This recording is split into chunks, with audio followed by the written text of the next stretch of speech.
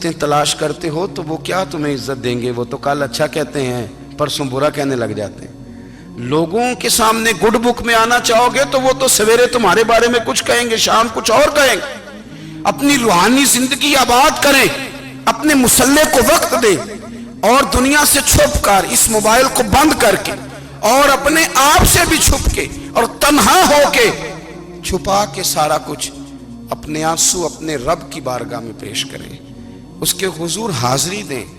سنو نا ترمذی کی حدیث اور اسے یاد رکھنا، نبی پاک علیہ السلام نے فرمایا اپنے دکھ لوگوں کے سامنے نہ بیان کرنا، سیٹھوں نوابوں کو نہ بتاتے پھرنا، دنیا داروں کے سامنے جا کے نہ رونا کہ میں تکلیف میں ہوں۔ فرمایا اگر دنیا داروں کو دکھ بتاؤ گے رب تمہیں کبھی غنی نہیں کرے گا، اور لوگ ہیں کہ الٹا مذاق اڑائیں گے آپ کی۔ جس سے بڑی پکی یاری ہے نا، پکی، وہ تب تک پکی ہے جب تک آپ نے 50,000 مانگا نہیں، اور جس وقت آپ نے کہہ دیا کہ میں مجبور ہوں میری مدد کر تو پھر ختم ہو گئی دوستی۔ لوگوں کی تعلقات آپ کے ساتھ تب تک ہیں جب تک آپ ان سے کوئی ضرورت وابستہ نہیں کرتے۔ کریم محبوب فرمانے لگے بندوں کے سامنے دکھ نہ بیان کرنا، اللہ تجھے کبھی غنی نہیں کرے گا۔ تو اپنے دکھ اپنے رب کو بتا، تو دعائیں مانگ، تو اس کی بارگاہ میں حاضر ہو، تو اس کے حضور عرض کر۔ فرمایا اپنے دکھ اپنے رب کو بتا، وہ جلدی کرے یا دیر سے کرے تجھے ساری دنیا سے بے نیاز کر دے گا، تجھے کسی کا محتاج نہیں رہنے دے گا۔ اپنے مسلح کو، اپنی دعاؤں، ایک بزرگ فرماتے ہیں میں نے دعا مانگنے کا طریقہ اپنی بیوی سے سیکھا۔ دعا مانگنے کا طریقہ اپنی، سیکھنے والے تو اپنے بچوں سے بھی سیکھ لیتے ہیں، سیکھنے والے تو ہر ایک سے سیکھتے ہیں۔ وہ کہتے ہیں میں نے دعا مانگنے کا سلیقہ اپنی بیوی سے سیکھا ہے۔ حضرت وہ کس طرح؟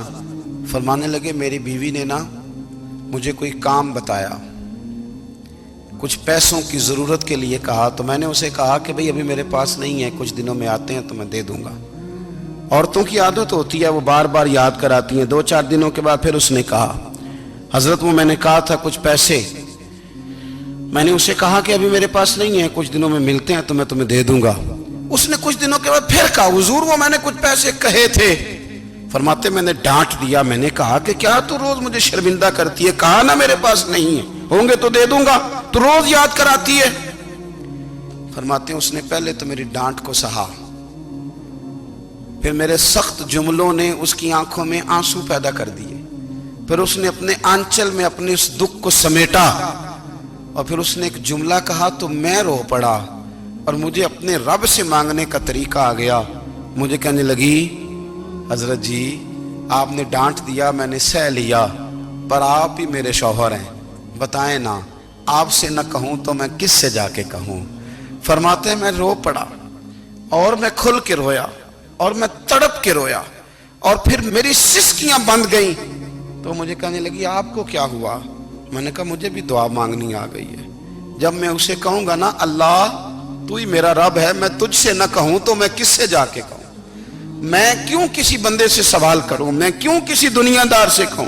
میں تیرے بندوں کا، نیک بندوں کا وسیلہ لے کے، تیرے محبوب کی غلامی لے کے تیری بارگاہ میں آئیں، تجھ سے نہ مانگوں تو کس سے مانگوں؟ سمجھ آ گئی ہے جب میں اس رنگ میں مانگوں گا تو پھر رب میرے اوپر بڑا ہی فضل فرمائے گا، وہ میرے اوپر بڑی رحمت کرے گا، وہ میرے لیے آسانیاں کرے گا۔ عزیز دوستو ہم اس طرح کرنے لگ گئے ہیں کہ ہم نے نا اپنے تعلقات پر اعتماد کرنا شروع کر دیا ہے۔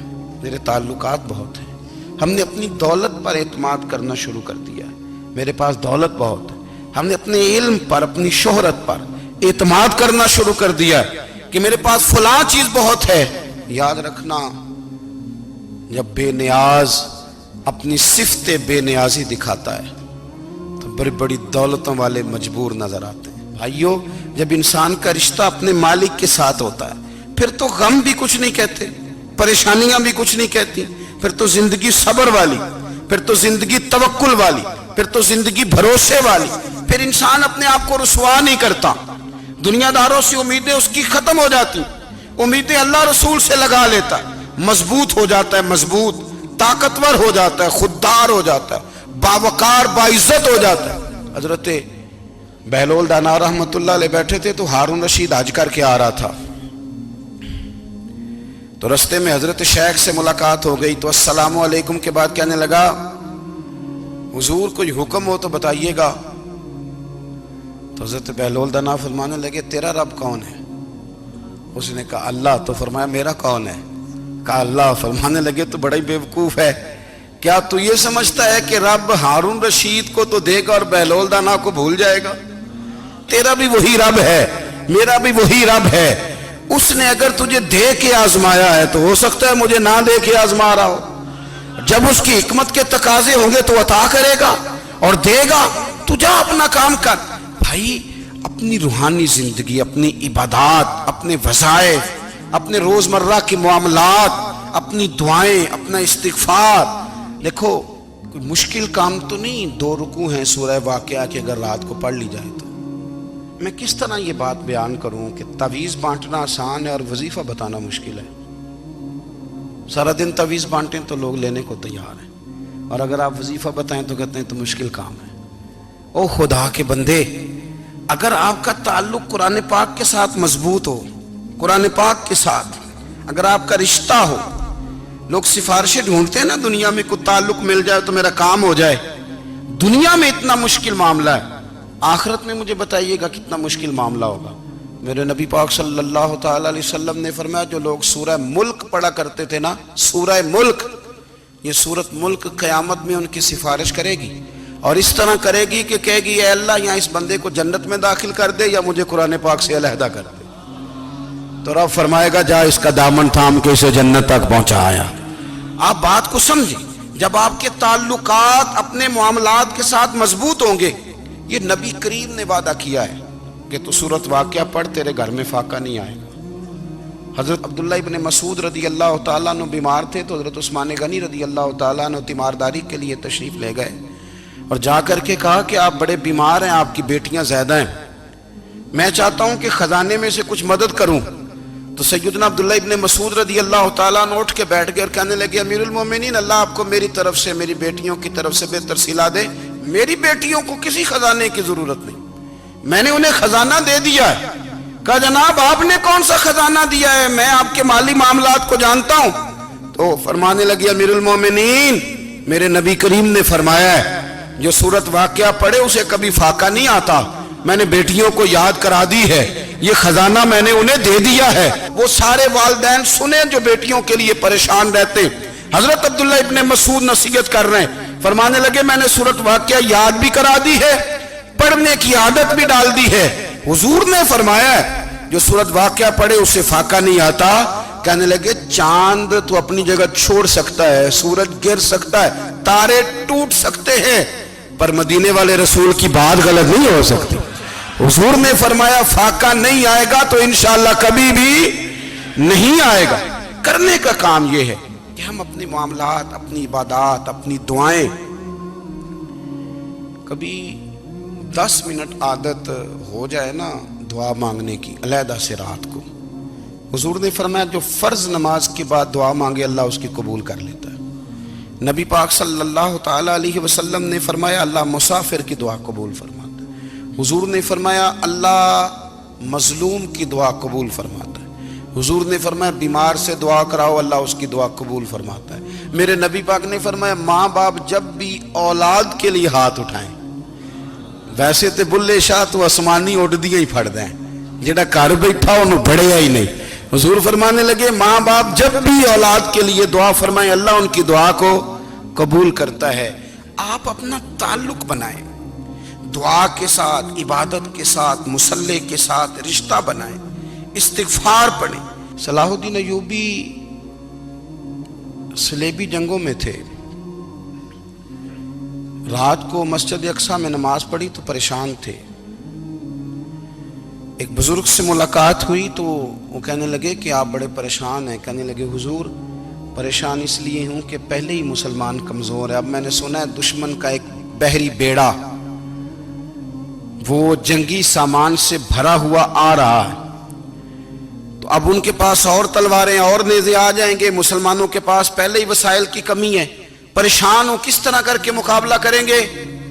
یہ بات کہتے ہی صلاح الدین ایوبی نے بزرگوں سے کہا حضور آپ بھی دعا کرنا، دعا کی بڑی طاقت ہے. میرے نبی پاک نے فرمایا دعا مومن کا ہتھیار ہے، دعا مومن کا، دعا مومن کا۔ حضور نے فرمایا تقدیر کو سوائے دعا کے کوئی چیز نہیں بدل سکتی۔ دعا مومن کا ہتھیار ہے، یہ کافر کے پاس کوئی نہیں، یہ ہتھیار ہے مومن کا۔ اللہ کرے آپ کو سمجھ آئے، پھر سنیں، کئی بار کہہ چکا ہوں، یہ ہتھیار ہے۔ کافر کے مقابلے میں جو تیرے پاس سب سے بڑا ہتھیار ہے وہ دعا ہے۔ دعائیں کرانی چھوڑ دی، کرنی چھوڑ دی، لینی چھوڑ دی۔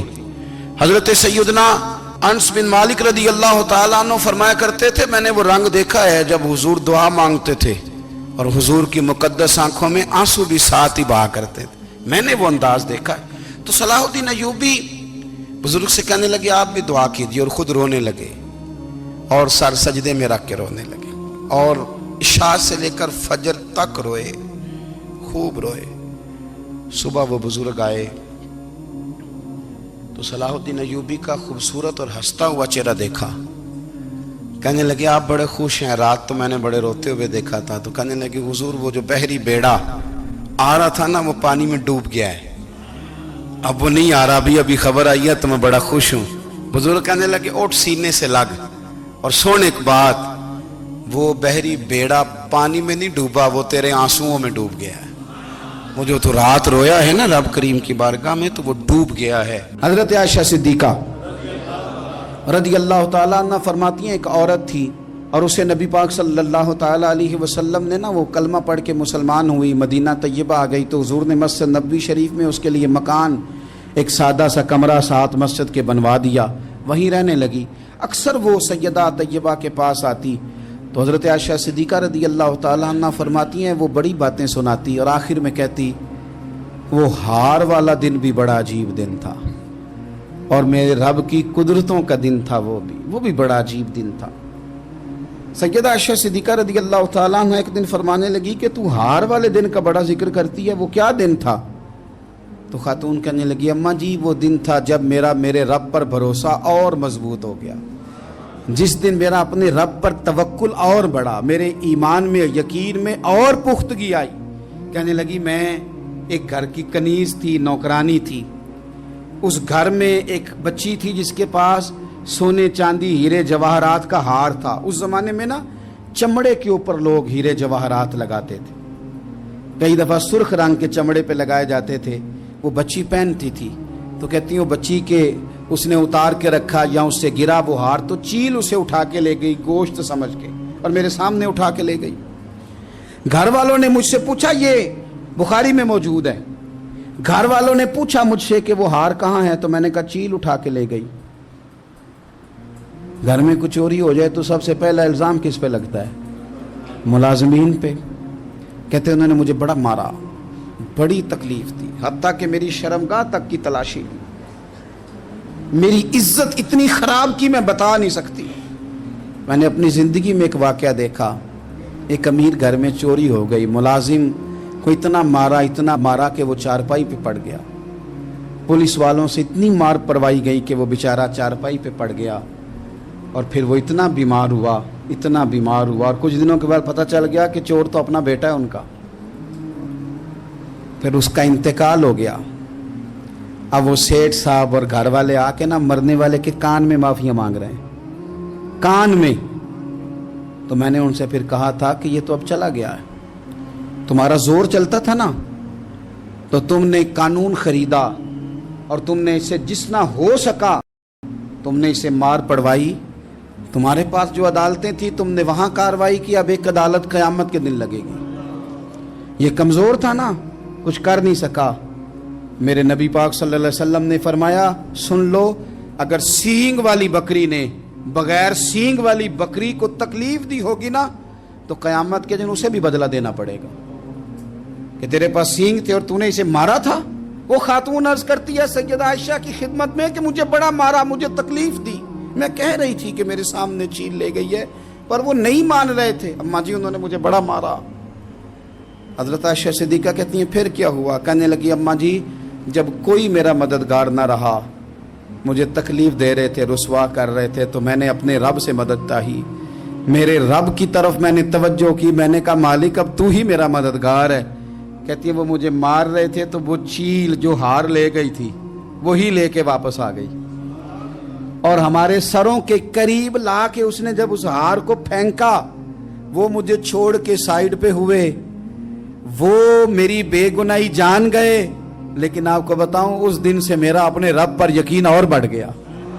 मुझे समझ आ गई कि जब इंसान पूरा टूट जाता है और जब कोई चारों जानिब उसका मददगार नहीं होता, तो रब तो होता है ना, अल्लाह तो उसका मददगार होता है ना, वो तो फिर अपने उस बंदे की मदद करता है ना, फिर वो तो तवानाई देता है ना, वो तन्हा नहीं छोड़ता, वो तो आंसुओं वालों के आंसुओं पे बड़ा करम फरमाता है, वो तो कसम पुरसी में आ जाता है, उसकी रहमत बढ़ के इस्तकबाल कर लेती। ओ मेरी मिल्लत के जवानों, मज़ा नहीं आ जाता जब सारी दुनिया सोई हो, सारी दुनिया, और बिस्तर भी गर्म हो और नींद भी पूरा गलबा कर रही हो, और अचानक घंटी बजे दिमाग में, आंख खुले, घड़ी पे नजर पड़े, 3:30-4 बजे का पैगाम घड़ी बताए, और कोई चढ़ती जवानी वाला उठ के वुजू करे, और जब वो मुसल्ला खोल के बिछाए तो मदीने वाले महबूब कहते हैं कि हर नमाज पे रब सवाब देता है, और जो उठ के तहज्जुद की नमाज पढ़े उसे देख के तो रब मुस्कुराता है, जो उसकी शान के लायक है, जो उसकी शान के लायक, वो मुस्कुराता है, खुश होता है कि मेरा बंदा तहज्जुद में उठ गया, वो मुस्कुराता है। काश हमारी सुबहें कभी अपने मालिक के नाम हो जाएं, काश के सुबह। हजरत अबुल हसन रहमतुल्लाह ताला अलैह हजरत माज इब्ने जबल रदी अल्लाह ताला अन्हु के पास बैठा करते थे। फरमाते हैं उनसे जो प्यार बढ़ा तो फिर मेरा मुसल्ले से भी बढ़ गया। ताबी हैं, फरमाते हैं सहाबी रसूल से मोहब्बत हुई तो जिक्र से भी हो गई, फिर दुरूद शरीफ से भी हो गई। मोहब्बत उनसे बढ़ी तो फिर अल्लाह ने मस्जिद का प्यार भी बढ़ा दिया। आप फरमाते हैं कि मेरी हर वक्त तबीयत चाहती थी कि बस अल्लाह अल्लाह करूं, बस अल्लाह अल्लाह करूं, बस ना मैं जरा थोड़ी जान छुड़ाऊं लोगों से, को 10 मिनट मिले तो मैं कुछ 4 नफल पढ़ लूं, मैं थोड़ा सा ना बचूं लोगों से, और मुझे तस्बीह मिले तो मैं ना कुछ 400-500 दफा इस्तिगफार पढ़ूं, सुभान अल्लाह, अल्हम्दुलिल्लाह, अल्लाहु अकबर, ला हौला वला कुव्वता इल्ला बिल्लाह, मैं ना तस्बीहात पढ़ूं। फरमाते हैं कि बच्चे थे घर में 6-7, गुर्बत थी, काम मिलता कोई नहीं था, और मैं काम चोर नहीं था, काम ढूंढता था, पर अल्लाह की कुदरत के काम नहीं मिलता था। फरमाते हैं कि मैंने एक दिन अपनी अहलिया से कहा कि आज मैं फिर जाता हूँ काम ढूंढने, तो मेरी बीवी बड़ी फर्मा बरदार थी, पर उस दिन ना गुर्बत के हाथों तंग आके कहने लगी, आज नाना कोई तू चीज़ लेके आया, तो मुझसे बच्चों की भूख नहीं देखी जाती है, सब रोगां दा रोग मुहम्मद जिसदा नाम गरीबी, कंड बुला के लंघ जाते नहीं दोस्त यार करीबी, आज ना कुछ लेके आया तो मैं बच्चे लेके मेके चली जाऊंगी।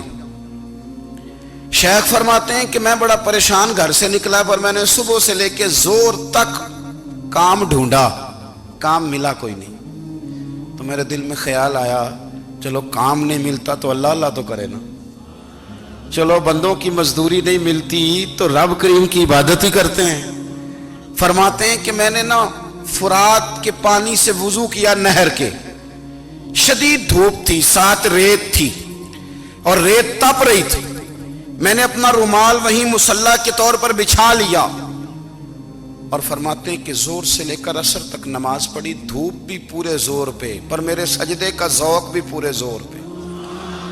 फरमाते हैं सूरज भी चमक रहा है और रब की इबादत का ज़ौक़ भी पूरे जोर पे, मैं सजदा करूं तो फिर मेरा उठाने को जी ना चाहे। मेरे उस्ताद लिखा करते थे, ये उनका शेर है, वो कहा करते थे मुझे सोज दे, मुझे साज दे, और मुझे नीम शब का न्याज दे, दमे सजदा खुद को मैं तोड़ दूं, मुझे ऐसा ज़ौक़ नमाज दे। और मैं तेरी बहार का फूल हूं, मैं खिला भी हूं तो तेरे लिए, मुझे मेरी शाख से तोड़ ले, मुझे अपनी जुल्फ का नाज दे। भाई फरमाते हैं कि असर तक मैंने नफल पढ़े, दिल ढलने लगा, असर की नमाज पढ़ी और मैं वहां से चला।